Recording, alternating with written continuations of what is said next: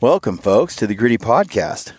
We're in our fancy studio, which is the Gritty Truck in Montana. And my guest today is Brandon Bishop. And Brandon, you're 21. I am, yeah. And you killed your first bull elk this year, archery. Yeah. And I want to get that story on the podcast today. I just had your dad on the podcast, and your uncle was on the podcast. Yeah. And your uncle, he's on a streak. He shot this is his 15th bull in a row. Yeah. Archery. Pretty crazy. Yeah. And then your cousins, his sons, Ben and John, have both shot some great bulls. Ben, shot 4 bulls, he told me? Yeah, before he was 16, yeah. 12, 13, 14, like 16? Yeah. It's insane. Yeah, that's pretty cool. Now, your dad was telling me you're way into sports, high school, athletics, stuff like that. Yeah. Yeah, in high school I was an athlete. I played basketball and did track mostly, and kind of all my brothers growing up have been playing sports since we were little and have been super competitive with each other, and it's always been like just in our family, just that's kind of what we do is just play sports, and we're all kind of athletic, so that's kind of just what we enjoy doing. So when you got, I was kind of the same in high school. I would go out on a week-long hunt with the family or whatever during the fall, but mostly, especially as I got into later in high school, a junior, senior, even sophomore, I was so into sports and girls that I really didn't hunt as much as I did. Yeah. Then I went on a mission to Japan, came home, and then I was like, I got way more into it again. From age like 10, 11, 12, 13, 14, I was obsessed with hunting. And then 14, I think it was a hormonal shift. Yeah, probably. Yeah, 15, 16, 17, 18, 19. Around I was into sports and high school and friends and stuff. Yeah. And hunting I still went, but it wasn't a priority at all. It wasn't like a focus. Right. So for you, it sounded like it was similar. And something sparked this year to where you're like, I want to do this. Yeah. So my senior year of high school, I played basketball freshman through junior year. My senior year, I decided that I wasn't gonna go out and play because I wanted to be able to ski, and I kind of started getting more into like just being outdoors and doing sports that I love, and you don't have to like go and practice; you just go out and have fun. And skiing kind of led to doing mountain biking and stuff, and my dad and uncle and cousins and we've all hunted like growing up and everything. So I wasn't one of the people who were like super into it in our family. And I just recently started getting into it, and just because I love being outdoors and spending time with my dad and my cousins and they're hardcore. They're addicted. Yeah. It's no joke. I mean, some of the stuff that they do is insane, and it's not for everybody, but. And so you decide this year, I'm going to do it. Yeah. Your dad was telling me you're the kind of guy that's like trying to get you to do something you don't really feel like doing is like, it's not going to happen. But when you like decide this is something I'm going to do, it's done. You do it. Yeah.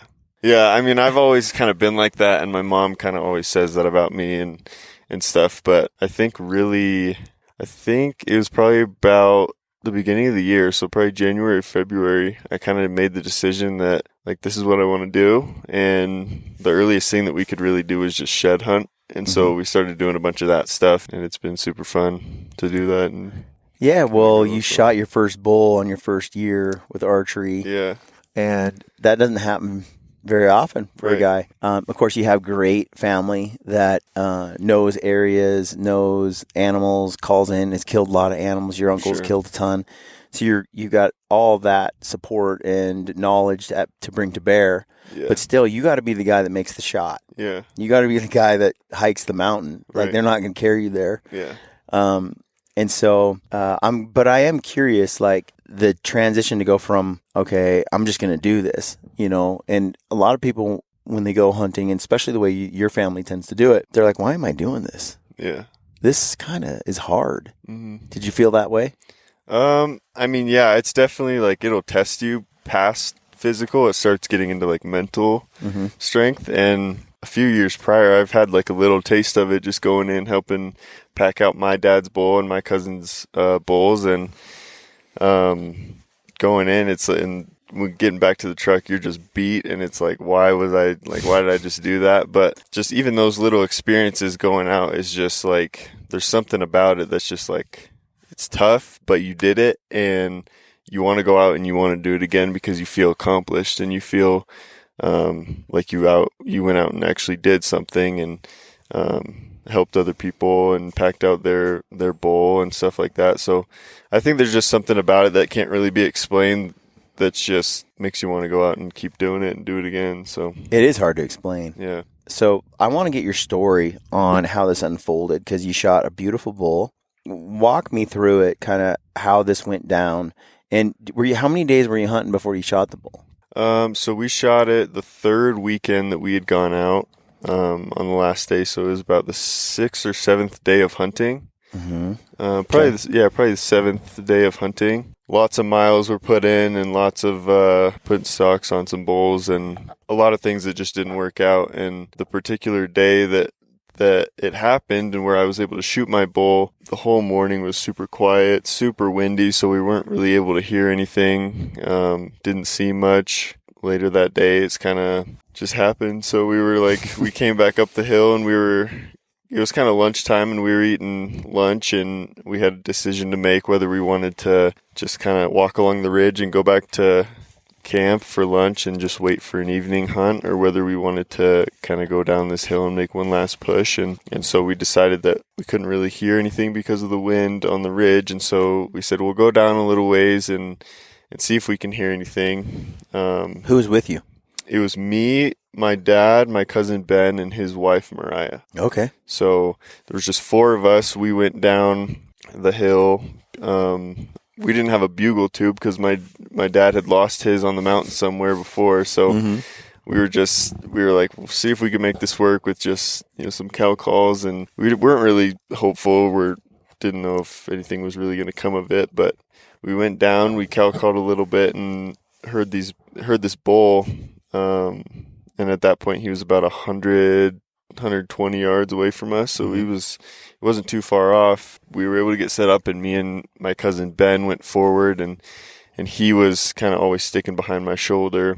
But this bull was kind of 80 yards away from us, and he had about 6 cows with him. Nothing was really getting him to come up. My dad was cow calling behind us, and eventually my dad was just like, I'm just going to start raking a tree and see if that'll do anything. And so he was able to rake a tree, and that spiked the bull's interest, and he came up. Really? Yeah, it was crazy. A little extra sound is all what it took. Yeah. Not a bugle, just some raking. Right. That's Lamper's one of his favorite tactics, is not to ever bugle, but to rake. Yeah. A lot. It worked in my bull. And so this bull comes up closer. So now what happens? Like, how do you know when to draw your bow? And is he in the wide open? Is he behind timber? What's it? So it wasn't super thick, but kind of before we went down and everything, my dad was kind of helping me, trying to say, like, this is when you should draw back if their head's behind a tree, like, that's a good time to draw back. And I also had my cousin Ben behind me, kind of walking me through the process of what to do. And he had ranged a tree that was about 65 yards before the bull came up. And then my dad started raking the tree, the bull came up, but we were standing right behind a tree. And so the bull comes behind the tree that we were at. And so I kind of had to like try to get to the other side. But right when I got to the other side, he came back down to the other side. So I had to get back to the right side, and he had stopped in an opening at about 50 yards.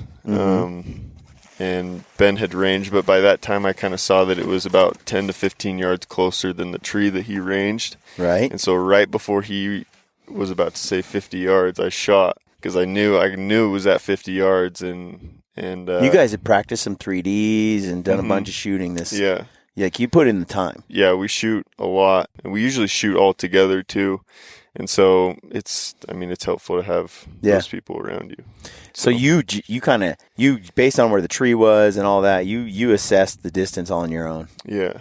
Yeah, and Ben wasn't really telling me when to draw. I kind of just knew that when the bull was supposed to go behind the tree. So you come to full draw. Does he stop on his own?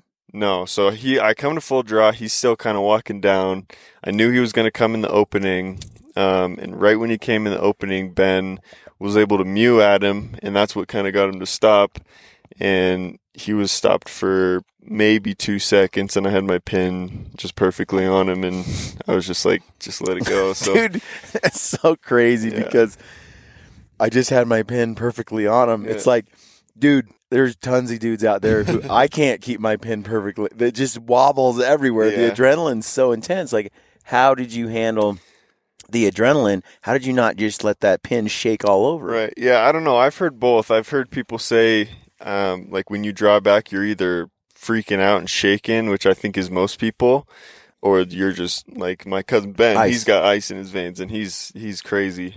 Emotionless. And, so or it's at least tamped down somewhere deep. So earlier that day I had drawn back on a bull that was a little farther, and on that bull I was shaking like crazy. So I don't know what the difference was between that one and this one, but I think just in the moment it was everything lined up perfect, and I was calm because I had Ben over my shoulder kind of walking me through some things. And I don't know why it wasn't as shaky as the last one, but it worked out. So that's so cool. Awesome. So I heard your bull didn't hardly go anywhere and fell over. Yeah. No. Did you see him die in front of you, fall down? Yeah. That's such a relief. Yeah.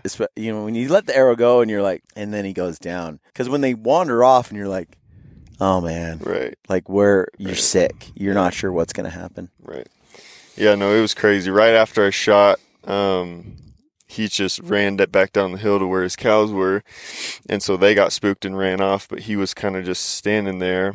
He only ran about 80 to 100 yards back down to his cows, and then we just sat for 30 minutes just watching him. And his butt kind of started to do the sagging thing, and at that point I knew that he was going down, and then he laid down, and probably about 5 to 10 minutes later his head just dropped, and it was crazy. So did you know he was that big? I didn't know. So when I was looking, I knew he was of good size. I knew he was a 5 because we kind of saw him before, but he's not just a 5. Like, he's a gorgeous 5. He's good. Like, he's got great fronts. He's one of those 5s that just beautiful, long tines, super long fronts. Still got some mass on him for being a younger bull, but just a beautiful bull. And when you have him laying in the grass, because that's when I first saw him, just the Euro, and he's laying in the grass, his tips are in the grass, and all you see is his fronts. Yeah. He looks like some massive, 340, 330, 50 bull, Yeah. And then when I walk up, I realize, okay, he's a 5, so he didn't have the tops just yet. Yeah. But you could see he had the makings of a beast. Yeah. We were trying to figure out kind of how old the bull was and kind of guessing, because if he was young, he would have had amazing genetics and would have been crazy a year or two later. But it's hard to tell, but I would say mass is a good indicator, at least on the base, for age. Because the only way a bull gets mass is with age. There's no other way to get it. Okay. And so I would say he probably was 4 years old, 5. Yeah. That's maybe a guess. But he's just pretty. Yeah. Real pretty. I'm a sucker for 5s that are big like that. Yeah. They're nice. Yeah. I mean, I would almost prefer a big 5 over a small 6, but that's me just too. me. But some people are like, I just want the 6. And I have a friend who shot like a 350-inch 5x5. It's just that's a monster animal for missing an entire tine length. Yeah. The frame is just, they're the coolest. To a pretty 5, which I almost shot. On my bull, I almost shot a nice 5 just before I shot the bull I took. Now, I'm glad I didn't. But again, I was looking at that bull going, because the 4th and 5th always look so big, and if you got a heavy 5, they're just cool looking. Yeah, I'm a sucker for they did something that's different. Yeah. So when the bull went down, okay, you did what you set out to do. How'd that feel? Yeah. I mean, the moment was all just shock, and for at least a couple hours I was like, this is not happening, like this isn't real. But I think it's just the satisfaction from setting that goal back at the beginning of the year, and saying, like, this year I don't care what it takes, I'm going to do what I have to do to make this happen. And sitting in that moment we tried to capture some of it on video and stuff, but sitting in that moment, just looking at the animal from 50 yards away is just something that's like, there's just like, first of all, it's like, there's no way this is just happening. But second of all, it just shows you the power of like, if you put your mind to something and if you dedicate yourself to something, there's nothing you can't do. And I truly believe that going into this season. And I had the help of my dad and all of my family around me. So yeah, I'm just super grateful for the opportunity, because I know that I couldn't have done it by myself. And gathering all the knowledge that they have, and because I'm not an expert hunter by any means, so just gathering the knowledge that they have has been super helpful. So, now you've helped pack out a bunch of animals, and you eat the elk meat each year. Yeah. Question, did it feel different being the person who killed the animal? Like, what was it like to go at home and butcher this thing and be like, I'm the provider? Yeah. Did you know? Or was there nothing? No, it definitely was like that. In the past, it's just kind of like when someone else kills a bull, you go over, you cut the meat, that's what you do. But throughout the whole cutting process of seeing that this meat's going to this family, this meat's going to this friend, like being able to provide that for people is just one of the most fulfilling getting the animal is just one of the most fulfilling feelings that I've had. And it just makes me want to go out and like do it again, knowing that you're helping people out and you're providing for people and your family. And yeah, there's nothing like it. It's different, huh? It's a feeling. Tell me this. When you cook a steak, do you not think about that moment every time, or the bull? Oh, I do. Every time you eat, right? Yeah. Isn't it weird? Like all year until that elk is gone. Yeah. Every time you eat it, you relive the moment, and you cherish the animal's life. Right. Like you appreciate it. You care about that animal and the species' future. Yeah. In a way that you don't if you just get a burger. Like I don't think about the cow that provided the burger. Yeah. No. I don't think about the chicken I'm eating at Kentucky. Yeah. Like none of it matters to me. I don't think that way. But with animal I harvest and take, there's a reverence I feel toward the meal, and you only get that I think if you go out and take on the responsibility of taking the life. Yeah. I think, every time you go out to the freezer and you take a package out and it says, on ours it says 2020 elk steaks or whatever, like you said, you just relive the moment and you're just super grateful that year you were able to harvest a bull. There is that reverence about it, and kind of just, I think it is the most pure way of eating food, because so many things are processed and everything nowadays, but you can see that go from the field to your table. That was my next question, because you had packed out some animals. Had you ever skinned and gutted and kind of done that part before? Yeah. So I had a couple experiences before this one with that. We had a while back when I was younger, went hunting with my dad, and I think it was one of Pat's bulls that he got. We were there and we cut it up, and but recently, just before I got my bull during antelope season, my cousin Josh got his antelope. We skinned it and got the meat, and I hadn't had too many experiences before like this year, but I definitely was paying a lot more attention now than I was when I was younger, and to kind of figure out how to do it and what the best parts of the meat was and how to cut it and stuff is all super nice to know, and you gotta be able to know it. So did you feel any awkwardness like when the animal died? Any guilt? Any kind of, you grew up with it. Some people don't, right? Yeah. So they've never seen an animal die, or the concept is so foreign because they buy everything at the grocery store. Yeah. It's sometimes shocking for some people. Right. I think I was just more grateful than anything. Grateful for the opportunity, for the moment, having my closest people around me. Just grateful that I was able to be blessed with that opportunity and be able to execute on it, and just seeing everything go from the bond that happens when we pack out to putting food on the table to like everything. I'm just grateful for those opportunities and to be able to do it with people that I'm super close with and friends and family. So do you feel like it changed you in any way? Yeah, I do think it did.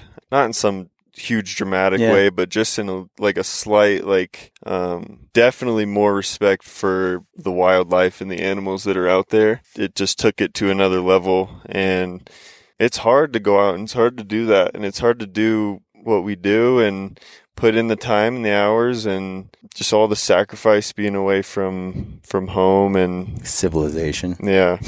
And it's just, I don't know. It's crazy. Yeah, because I remember even now, there's a certain feeling of, I feel like there's a certain confidence that I've acquired over the years by consistently being able to go out and do something like this, because it is hard. Yeah. I also think it's in your DNA to do it. You know, human beings have evolved. Yeah. You're here because your ancestors hunted. Yeah. Otherwise, you'd be dead. Right. You wouldn't be here. If they couldn't hunt, you'd starve to death. Yeah. And so genetically, we're all here because somebody in our line could get it done. Yeah. You know? And I think that we've evolved that way. And so when we go out and do this, it's kind of primal inside of us. And it kind of awakens when you're sneaking up, creeping, doing your thing. And then when you cut it up and break up the animal and you eat it, there's something natural about it that kind of fulfills, I think, a person. But I think it gives you confidence in life because you've done something hard that, I mean, it is hard, especially with a bow and arrow. Yeah. And then you walk away from it and you're like, you go back to work or whatever and normal life. And people are like, man, it's really cold. I don't like working in this office. And I wish they'd crank the heat up. And you're like, I just froze my butt off, got up at 4 a.m. in the dark, hiked for miles a day, packed a 100-pound pack out 11 miles. You're just like, this is nothing. Yeah. No, you come back to civilization and you're like, you have no idea how luxury living you are down in town and hot sleeping water in your bed and hot water. I think gratitude. Like, I feel like being out in the woods like this and living like a mountain man for days at a time and then grunting and carrying your meat out, you realize getting water is a chore. Eating is a chore. Like, you know, staying warm is a chore. Staying cool is a chore. Like, every day, just the basic needs out there are work. Yeah. And at home, you'd saw like temperature controlled room, soft bed, running water, filtered, hot shower, it's clean. You're not going to get Giardia or any kind of cryptosporidia or your guts aren't going to fall out. You know, no diarrhea at home generally. Yeah. 5 guys with burger and fries. Like, you get some stuff, you know, at home that you don't get out there. And you're like, man, because I feel like there's an entitled generation that says right now you hear it a lot, you know, America sucks, or, you know, we're victims. We don't have a good life. And it's like, are you kidding? You have no idea. Yeah. And I feel like it does cultivate a feeling of gratitude when you come home after being in the wilderness for a week or two or weekends at a time. You start to appreciate civilization that you take for granted normally. Yeah. Yeah, I agree. I think going week after week, being in there, you do kind of get used to it after a few weeks. But there's nothing like when you're coming out and you see the truck and you know that you're headed back to town to your bed and everything. And it's so nice because it's like you don't have that. But, I mean, the second you get back in town, you're already like, next week, like, we're going back in and it's going to be sweet. I know. We're gonna, we just helped Ryan Lampers hike his elk out, you know, just now this morning. And then I'm heading home to see my family. But it's funny. I'm like, okay, I'm ready to be home. I'm ready to I've been in the woods for like a month, you know, I'm ready to be home and relax. But in a week, I'm going to be restless. Yeah. And I'm going to be like, I got to get outside. I got to go suffer. Yeah. I'm just built and wired that way. Yeah. My wife, she's like, she thinks women are built that way when it comes to having kids. She's like, you've had one kid and you're like, I'm never doing that again. Ever. Never. Why would any woman go through pregnancy and then birth? Heck no. Yeah. And then she's like, and then something happens, like your brain tricks you and your hormones or whatever. She's like, you love the little child and you completely forget about the horror and the misery and the suffering, and you only think about how awesome it was. Yeah. She's like, it's like the human brain tricks you into going back and doing things again. I want to do it again. Yeah. And it's like that. You're like, I don't want to do this. This was great, but I'm done. Yeah. And then a week later, you're like, man, I want to go back. Right. Like you're here now helping pack out. Yeah. It's like, you just suffered on your own, but you're like, yeah, I want to go help a dude pack out. Yeah. It's addictive. I don't know why. Yeah. I don't know. You can't explain it. It's just something that's, I don't know. It's in our DNA. I think it's just when you do something that's hard and you do something that's, not everyone think it's fun, but if you do something that you think is fun, even though you might suffer, and you do it with people who are around you who are fun, and it just makes you want to keep doing it and do it again. So I say this all the time. There's type 1 fun and type 2 fun, right? You hear this from guys. Elk hunting is type 2 fun. It's I just accomplished that. It's like an ultra marathon. It's type 2 fun. And there's nothing fun about it. Yeah. It's that you did it afterward. It's fun. Right. The reliving, it's fun. Yeah. The moment, it's nothing but mental toughness. Yeah. Mental and physical. Like, I think it builds so much character to do those things. Whether it's a marathon, whether anything that's type 2 fun. Because type 1 fun, we all know what that coaster, is. Yeah. There's no type 1 fun out here. No. And so I think that type 2 fun really is fulfilling, rewarding. It's the stuff I remember the most.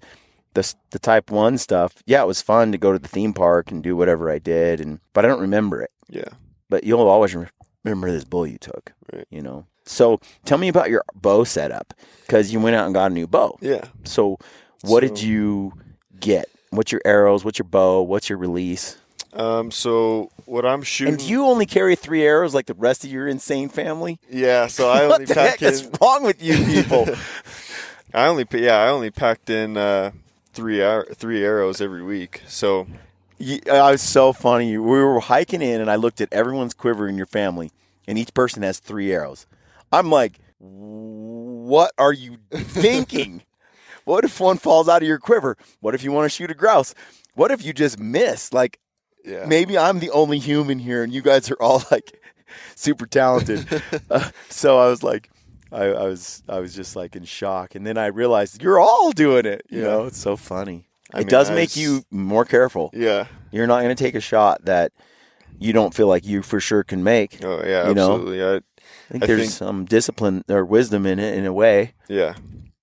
So what I'm shooting is I'm shooting a Carbon RX4 Alpha, and that's what I got a week before the season started. But I'd been shooting a bunch before that. So it's the Hoyt. I have the Ultra.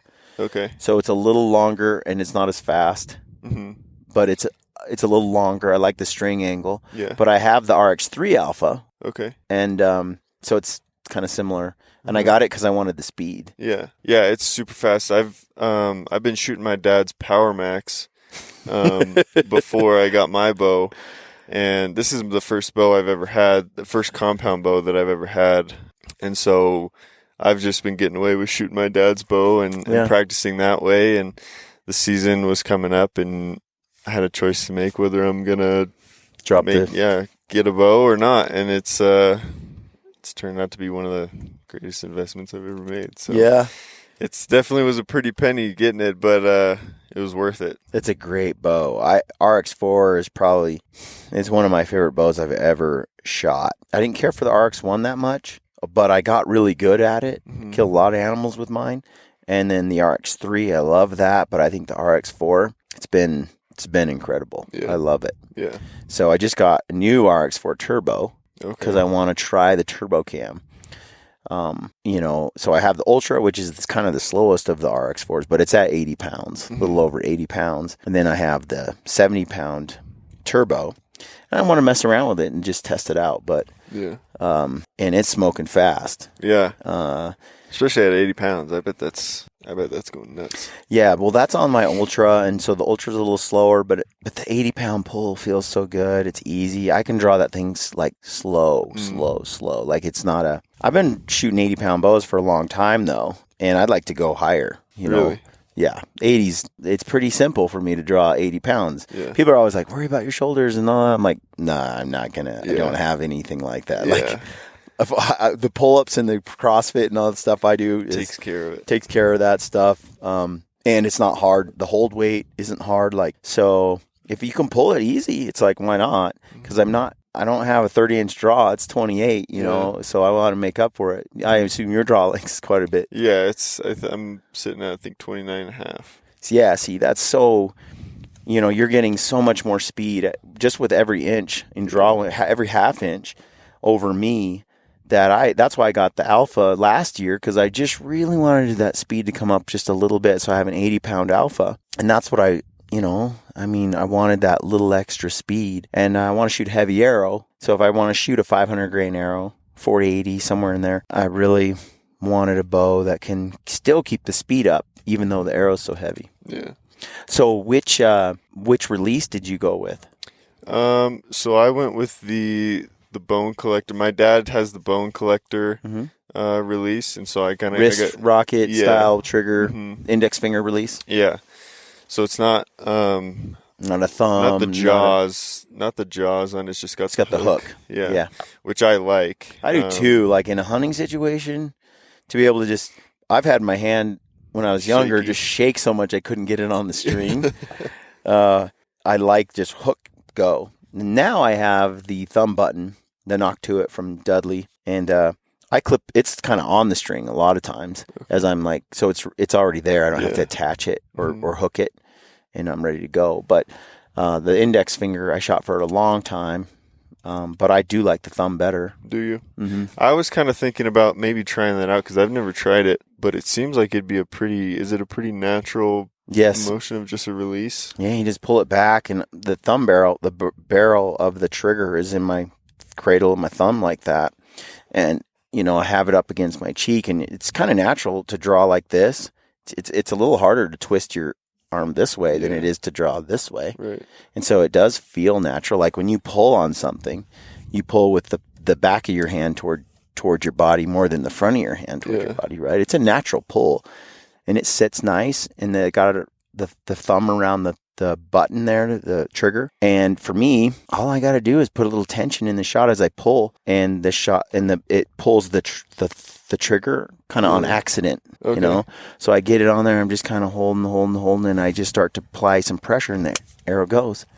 And so I don't punch the trigger. Yeah. You know, I don't get the dot lined up and then just time it. You know. Yeah. I'm pretty disciplined. And when I had a trigger, like an index, like what you have. It's so hard for me to not just punch pull it. And new archers get away with it for a long time, but if they shoot a lot, sometimes they develop target panic. Really? You know? So my kids have been shooting a hinge, and the hinge just hooks on, and it just goes when it rotates. Oh, really? So there is no buttons or triggers. You can't make it go off, really. You just pull, and it sort of bends, and then eventually when it bends far enough, it just lets the arrow go. It's a little creepy. Yeah, that's kind of weird. Because it's going to go when it goes. Right. And I liked it. It taught me a lot about archery and aiming. What I realized is I didn't aim well. I before I got the hinge, I just put the pin on there and then I hit it. Yeah. Which works for a while until it doesn't. Yeah. And so with the hinge, it was like, well, it was like I didn't know when it was going to go off. Right. So you're just like, you better hold. Yeah. Because when it does go off, you want it where you want it, you know, and you learn to just kind of accept the float, let the pin kind of wobble around, but you're holding it in the general area, and you start to see that you group even tighter than when you punch the trigger or time it. Really? You know. So, what arrows did you go with? So I'm shooting the same arrows as my dad. He has the carbon injection arrows. Mm-hmm. And did you go with the Ramcat broadhead? Yeah. So I went with the same broadheads that he uses, which I like. For the most part, they're pretty good. Yeah. I've heard a lot of great things about those Ramcats. Yeah. They're not going to back out. You know, they're barbed like mad, you know. Certain states won't allow them because they're barbed like that. So they want the arrow to be able to kind of pull back so they can be sheared off straight, but they can't be barbed. Really? You know, kind of like a fish hook. You know, they want it barbless in some states. But the way that thing flies, it just puts a massive hole in there. And you look at some video from it, it's intense. Yeah. So, yeah, I think it has more drag than a smaller broadhead does. So you're not going to get as much depth, but it does put a giant hole. Yeah. So what was the wound channel like on your bull? So mine was just, the shot was a perfect broadside shot. And it just passed through both lungs and out the other side. So it was really full pass through with that broadhead. Yeah, so that bull was dead quick. Yeah. Like he didn't have a prayer. Yeah, so it went through both lungs and then probably 15 yards, 20 yards out the other side. Yeah, and Ben was the one that found the arrow. Is your bow 70 pounds? Yeah, 70 pounds. How heavy is your arrow? Do you know? I'm not sure. But your draw is almost 29 and a half. Yeah. So you got a pretty long, and it's a 100-grain broadhead, though. Yeah. I wonder what those arrows weigh. Heavy enough. Yeah. Punch right through. Yeah. Like butter. Yeah.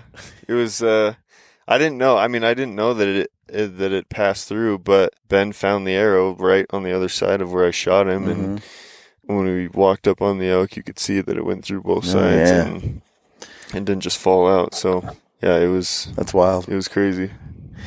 Cool. So, and then I noticed Josh had a quiver that he needs to get rid of. Yeah. That thing was losing arrows left and right. We started with 3. The next day he has 2. And then 1. And then he has 1. It's like, where's my arrows? I told your dad, I was like, that is why you need a 5-arrow quiver or 7-arrow quiver. Or just one that even clips the arrows in a little farther. Yeah, the tight spot. I like that one because I shoot a micro diameter shaft, and so a lot of quivers don't grip them well, and so they have the Allen key adjustment, so you can tighten between each. Yeah. And so I can get those things in there tight. Yeah. And then when you're backpacking and you're putting your bow on your back all the time and strapping it on, you really do need a quiver that can keep those arrows in the quiver, And it's looking at that cheap, junky quiver that Josh was using. I'm like, your arrows are going to fall out. Yeah. And then sure enough, they kept falling out. Yeah, no, we were hiking out one of these weeks hunting, and he was in front of me, and I think 2 or 3 times his arrow would just fall out. And I'd be like, Josh, here you go. Like, your arrow fell out. And I think at one point he was down to 1. So, do you have a tight spot then? What do you I do. Yeah, I have just the tight spot with the Sitka camo to match. Nice. So, yeah, it was pretty cool. That's very cool. Yeah. Well, dude, I'm excited for you. Up and coming hunter here, and thank you. You're gonna do it again next year. Yep, absolutely. Try to do a repeat. Absolutely. Maybe a little bit bigger, hopefully. So cool. For people that are listening that want to follow what you're doing and know what you're up to, where can they find you? I'm on Instagram at the real Brandon Bishop. I also just started a YouTube channel. Is it the real Brandon Bishop? Brandon Bishop. Yeah, just like it sounds. Just like it sounds. And then I just I'm starting a YouTube channel as well. All you got to do is search Brandon Bishop on that, and it'll pop up. So trying to get some footage and put out some more videos and stuff like that. Dude, so Josh, your cousin Josh, that he's learning, man. He's putting out he's recording some killer film. He's starting to edit videos, and he's passionate about it, He's good. He's good. I'm impressed. And now you got a cousin like that can kind of, if you want to, tell your own stories from athletics to fitness to your hunts. Yeah. I think you guys are really creative. You got all the recipe there to put out some pretty cool stuff. Yeah. Yeah. Be cool to watch. Yeah. Yeah. It's pretty awesome. I've asked him a bunch of questions already, and he's like, he knows way more than I do already, but I'll try to learn as much as I can from him. You guys need a drone. A cool drone. Oh, I know. That's the next thing for him. I think he was like, dude, I need a drone. And I showed him mine, which is just $500. It's just a little tiny drone. I need to get a better one because it can't fly in the wind. The wind just takes it, you know? So I gotta, I don't have the freedom to fly it like I would a heavy, big drone. And a lot of times the weather in these mountains, especially high elevation, once you get to high altitude, the air's so thin, that drone is just like it's working hard to try to stay in the air. But it's so fun to have, and it's so easy to use now, you know? and then you throw a GoPro, you use the DSLR or the mirrorless cameras, and you can start putting some cool stuff together. Yeah. I think drone shots sometimes are what makes a video. And they're their own thing. Yeah. Like I've seen videos made that are all drone, and they have some really neat stuff I've been watching. I never really considered a drone because I'm like, I'm not going to backpack that. Yeah. But then they made them so small, I could backpack it if I want. It's not that big a deal. Yeah. And so I have taken it on a couple of trips, and I've been able to get some really neat shots, and it's made it more fun. Yeah. Filming is more fun. It's like I'm less of a highlight reel, like fancy edit. I'm more of a storyteller. Like, this is where we went, this is how we did it, and here's a clean edit. Mm-hmm. I want it to be informational, but I do still like to play with music and do a little bit of like sick edits, and get people a little pumped. Right. So I've been trying it all, Yeah.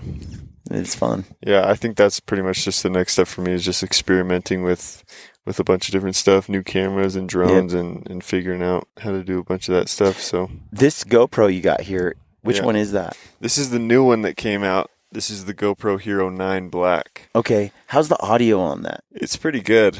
Most of the videos that I've taken on it, even if there's wind outside, it does pretty good at kind of zoning into a voice. Mm-hmm. But if there's no wind, is it really clear? Or because I have the Hero 5 and I loved it, but the audio is junk because they made it so it's waterproof. So when it goes underwater, and I brought it out, it was the first time they were able to do that. Yeah. Whatever they did just made it not a very good audio mic. Yeah. No, so this one's super good. There's also what's called a media mod that you can put on it. Mm-hmm.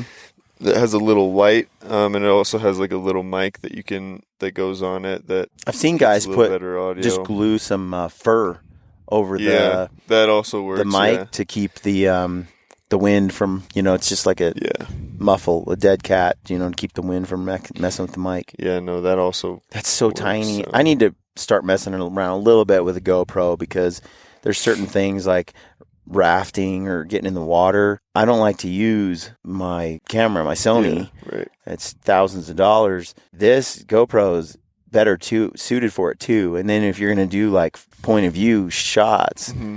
There's no better, No, yeah, it's been awesome, especially as the first like starter camera for the money. It's pretty good. That's cool. So, all right, dude. Thanks for joining me on the podcast. Yeah, thanks for having me. Folks, check him out at The Real Brandon Bishop. Right. On Instagram and YouTube is Brandon Bishop, right? Yep. And thanks for coming on. And we'll follow your journey and check out in a year. Yeah. See how it's going. See how it's going. But I had a good time with your family this week. Yeah. You guys came in and helped me pack my bull out, which was great. And I got to meet more and more of the family over time, and it was a pleasure. Yeah. So super fun. All right, folks. Thanks for tuning in to the podcast. Stay gritty.